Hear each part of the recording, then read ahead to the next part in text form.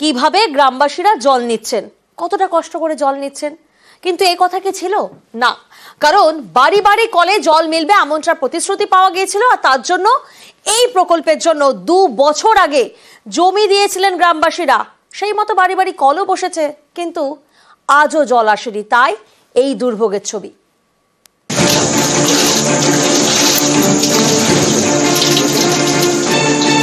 সরকারি জল প্রকল্প, এই প্রকল্পে ঝাড়গ্রামের সাপধরা পঞ্চায়েত এলাকায় কাজ শুরু হয় 2 বছর আগে 2023-এ, কিন্তু আজও কাজ শেষ হয়নি। বাড়ি বাড়ি কল বসানো হয়েছে, কিন্তু জলের দেখা নেই। স্থানীয়দের দাবি, বাধ্য হয়ে তাদের এখনো কুয়োর জলই খেতে হয়। পাড়ায় পাড়ায় পাইপ পেতেছে, কল বসে গেছে বাড়িতে বাড়িতে, কিন্তু এক ফোঁটাও জল পড়ে না। বিভিন্ন দপ্তরে লিখিত আকারে জানানো হয়েছে, উত্তর কিছু পাইনি। 2023 সালে সাপধরার 14টি গ্রামে জল প্রকল্প তৈরির কাজ শুরু হয়। এর জন্য জমি দেন গ্রামবাসীরা। এই প্রকল্পে 2টি রিজার্ভার বসানোর কথা, কিন্তু এতদিনে বসানো হয়েছে 1টি রিজার্ভার। সেই রিজার্ভারেও মরচে পড়ে গিয়েছে। আরেকটি রিজার্ভার বসানোর কাজ শুরু হলেও শেষ হয়নি। কুয়া থেকে জল নিচ্ছেন কেন? আর কোথায় পাবো? বাড়িতে কল হয়েছিল তো? কোথায় কলে? তো কলে জল নাই, একদিনও আসেনি। আর এই নোংরা জল এগুলো কি করেন? এগুলো ধোয়া মাজা হয়, খাওয়া হয়, নাই পালে সময় বনেলে আসলে 30 লাগলে কি কোথায় পাবে ভালো জল? আমার কাছে খবর আছে যে ধীরগতিতে কাজ চলছে, সেটা কিভাবে জলের সংকট তাড়াতাড়ি ব্যবস্থা করা হয় সে নিয়ে আমরা প্রশাসন দপ্তর থেকে আলোচনা করছি। ঝাড়গ্রাম থেকে রাজু সিং, নিউজ 18 বাংলা। আর ঝাড়গ্রামের পর এবার আমরা নজর রাখবো একবার ধূপগুড়ির দিকে, কারণ সেখানে কারখানা বড় করতে নয়াঞ্জলি ভরাট করা হচ্ছে। সেই নয়াঞ্জলিতে ফেলা হচ্ছে বালি। ধূপগুড়িতে এই চাঞ্চল্যকর অভিযোগ কার বিরুদ্ধে? কারখানার মালিকের বিরুদ্ধে। খতিয়ে দেখার আশ্বাস দিয়েছেন ধূপগুড়ির বিএলআরও।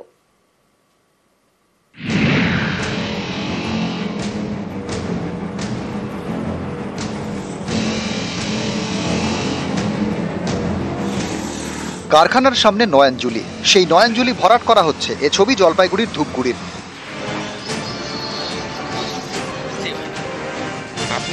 ধূপগুড়ির মাগুরমারি 2 নম্বর গ্রাম পঞ্চায়েত। এখান দিয়ে গিয়েছে 48 নম্বর এশিয়ান হাইওয়ে।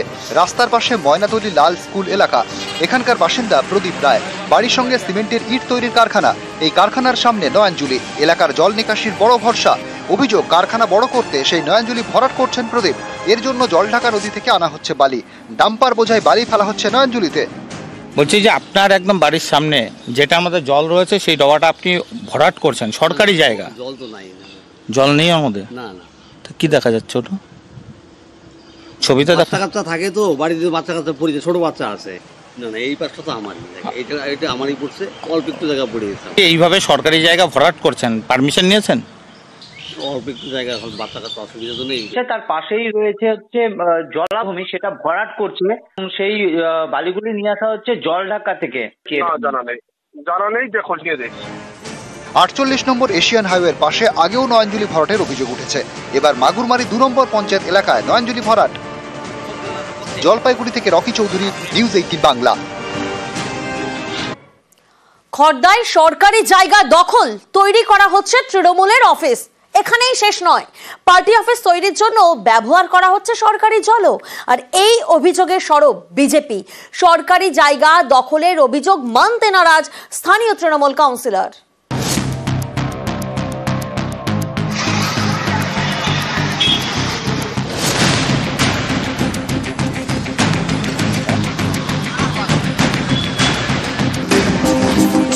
রাস্তার পাশে পূর্ত দপ্তরের জমি, সরকারি এই জমি দখল করে অফিস তৈরির অভিযোগ তৃণমূল কাউন্সিলরের বিরুদ্ধে। উত্তর 24 পরগনায় টিটাগড় পুরসভার 16 নম্বর ওয়ার্ড কৈবর্তপাড়া। জায়গাটি পড়ে খড়দায়। এখানে বিটি রোডের পাশেই সরকারি জমি। সেই জমি দখল করেই তৃণমূলের অফিস তৈরি হচ্ছে বলে বিজেপির অভিযোগ। টিটাগড় পৌরসভার কাউন্সিলর বিকাশ সিং নিজে খোদ যদি সরকারি জায়গা দখল করে পার্টি অফিস বানানোর জন্য বিল্ডিং বানায়, তাহলে তো রক্ষকই ভক্ষকের কাজ করছে। আর প্রশাসন দেখেও না দেখার মতন রয়েছে।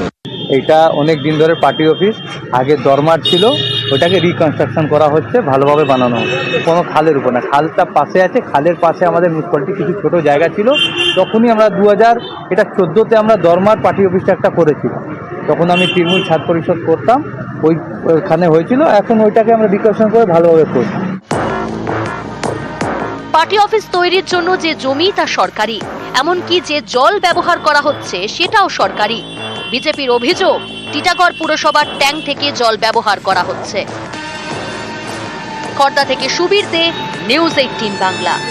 সেচ দফতরের ইঞ্জিনিয়ারদেরকে ধমক মন্ত্রীর। দুর্গাপুর ব্যারেজের কাজ পরিদর্শনে সেচ মন্ত্রী চিফ ইঞ্জিনিয়ারের কাজে ক্ষুব্ধ হন মানুষ হইয়া। কড়া পদক্ষেপের হুঁশিয়ারি সেচ মন্ত্রী। গামছা মাথায় দিয়ে শুয়ে থাকে, মেন যে কাজটা করে ইরিগেশন, সুভাষিস পাত্র আছে, সুভাষিসটা তো কুড়ে গামছা মাথায় দিয়ে শুয়ে থাকে, হ্যাঁ, একদম কিচ্ছু করে না, ঘুমায়। আর ওই শিবুর দিদি আসেনি কেন ওরা? দেখুন, কল দেন all the engineers and chief, and আপনি তো চিফ, বাঁকুড়ার চিফকে সুব্রত, আপনি এসিকার।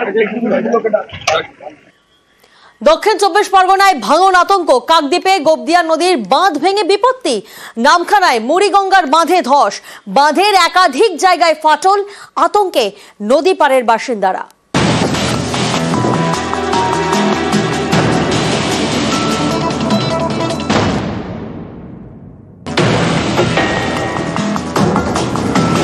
কাকদ্বীপে ভাঙন, পুরো দোকান আমি ভেঙে দিয়েছি, এখানে পুরো নেমে যাবে, কি করব আমরা আতঙ্কে আছি। সোমবার কাকদ্বীপের মন্দির ঘাটে গোবদিয়া নদী বাঁধে ভাঙন। মাটির নদী বাঁধ ভেঙে বিপত্তি, ভেসে যাচ্ছে গ্রাম। মন্দিরঘাটা গ্রামে ভাঙনের ভয়।